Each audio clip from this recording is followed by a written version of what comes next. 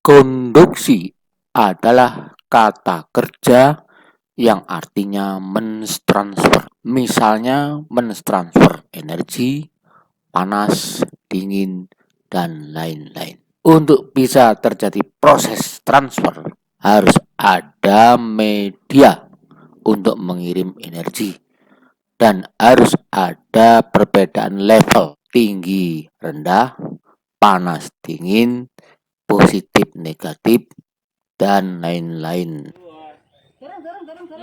Konduksi adalah, bingung kan? Maka untuk menafsirkan kata-kata konduksi itu dengan tepat, maka perlu saya kasih contoh sebagai berikut. Jadi kalau ada kata-kata konduksi, artinya itu adalah proses pemindahan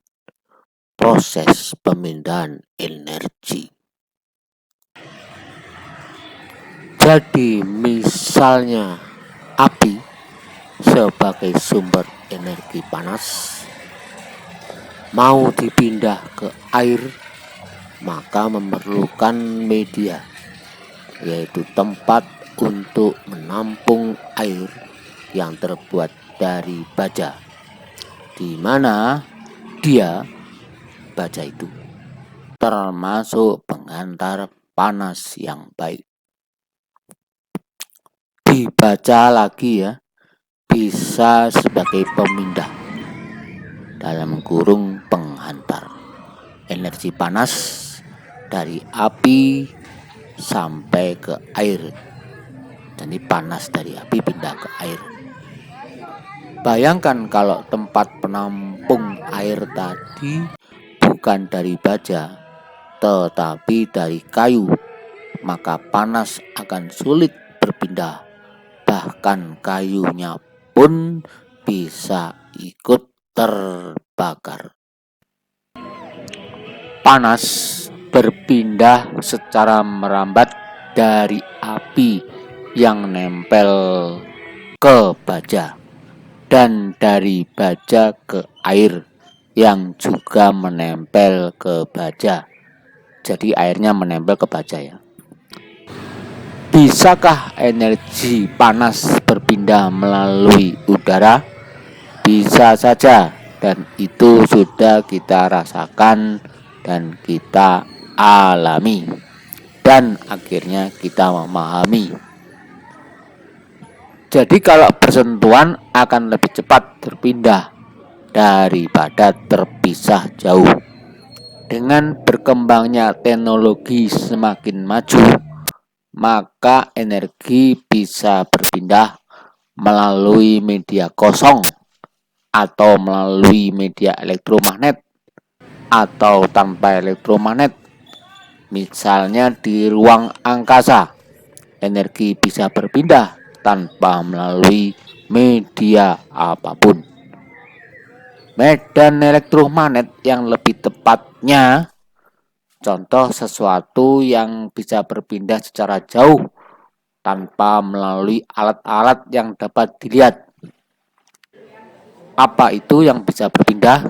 Gambar-gambar, tulisan-tulisan, dan suara. Sekarang sedang dikembangkan memindah energi listrik atau panas dari listrik ya, atau energi dari listrik dipindahkan ke tempat lain yang berjarak tetapi tanpa kabel. Misal ada charger ke baterai tanpa kabel, yaitu hanya didekatkan saja tetapi arusnya masih kecil. Maka suatu saat mungkin akan berkembang teknologi perpindahan dari benda ke benda lain, arus listrik yang besar tanpa kabel. Sekarang kita membahas pemindahan energi melalui induksi. dalam kurung media gelombang elektromagnet yang diproduk oleh listrik. Lihat gambar berikut. Dari gambar A ditunjukkan sistem transmisi energi dari jala-jala dalam kurung PLN ke penghantar panas. Perhatikan anak panah 1, 2, 5, 6, dan 7. Di ujung anak panah nomor 4, 6, dan 7 pada gambar kawat panjang membentuk spiral. Katakan saja alat ini kita sebut sumber panas. Kawat ini panjang, makin panjang maka resistansinya makin tinggi. Oleh karena itu panasnya makin tinggi. Kawat yang panjang itu dibentuk spiral agar tidak memakan tempat dan panasnya mengumpul. Di atas kawat spiral dapat diletakkan dudukan untuk benda yang akan dipanaskan. Misalnya wajan, panci, sabrukan, dan lain-lain. Pada gambar B ada anak panah nomor 4 menuju gulungan kawat berbentuk spiral. Apa maksudnya dan untuk apa? Untuk mengerti itu silakan melihat gambar D. Gulungan kawat berbentuk spiral menjadi panas karena induksi fluks magnet bolak-balik di dalam medan magnet. Fluks magnet yang berasal dari arus bolak-balik tetapi belum menjadi fluks magnet berputar.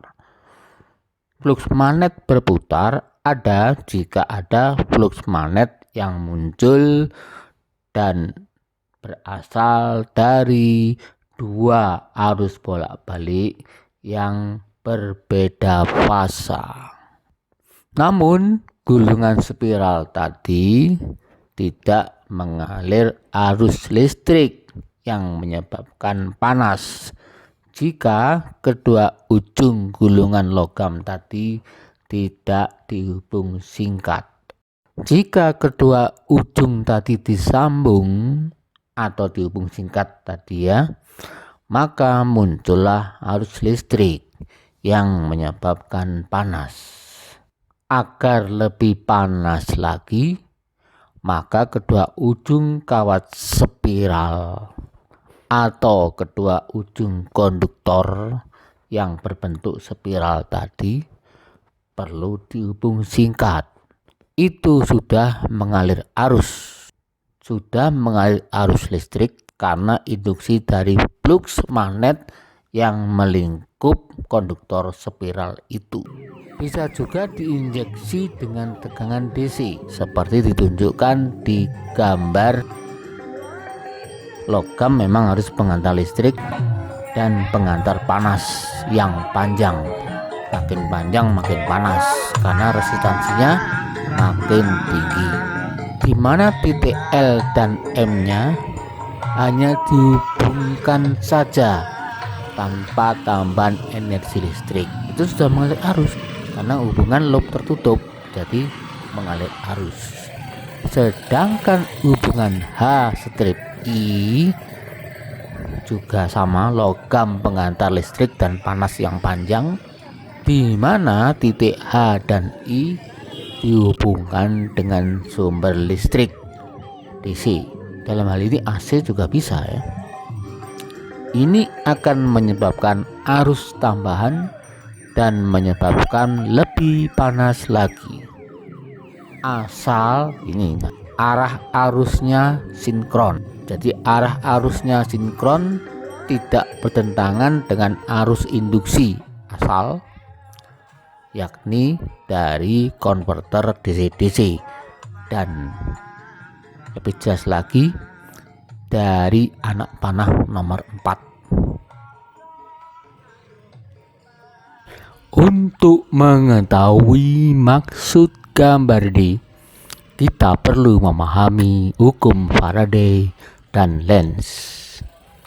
Hukum Faraday menghitung GGL induksi yang dihasilkan flux magnet, sedangkan hukum Lenz menentukan polaritas GGL itu.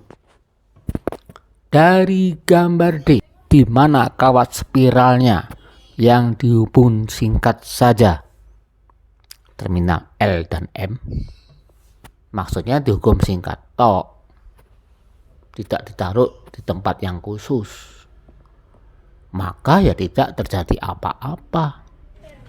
Ya kayak gelang itu aja ya, atau kayak kamu beli kawat di toko, di warung yang gelondongan itu, ditaruh di sembarang ya nggak terjadi apa-apa, kecuali jika kawat misalnya ujungnya L dan M tadi dihubung singkat, diletakkan di medan magnet, maka akan terjadi fenomena, yaitu di sekeliling lonjoran kawat itu akan ada flux magnet juga yang berasal dari arus di dalam kawat tadi yang sudah dihubung singkat. Jadi arus di dalam kawat yang dihubung singkat itu muncul karena ada flux magnet yang diinduksikan oleh flux magnet dari core yang mengeluarkan flux. Core tadi dililiti juga dengan sumber listrik, bisa AC, bisa DC. Kalau AC tentunya terjadi arah flux yang berubah-ubah, sedangkan kalau DC arah fluxnya tetap. Medan magnet itu apa sih? Apa bedanya dengan flux? Medan magnet itu ibaratnya lapangan bola, sedangkan flux itu ibaratnya pemain. Lapangannya bola luas, tapi pemainnya pancet lemah, ya tetap tidak menghasilkan menang.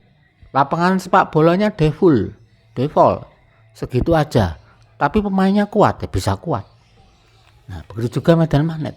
Medan magnet itu luasnya ya dibatasi oleh ruangan itu. Kalau terjadi kebocoran ya bisa meluas ya. Medan magnet kuat berarti fluxnya itu banyak. Flux yang banyak dihasilkan dari kutub utara dan selatan yang ada di dalam core itu. Flux berasal dari aliran arus yang mengaliri core itu.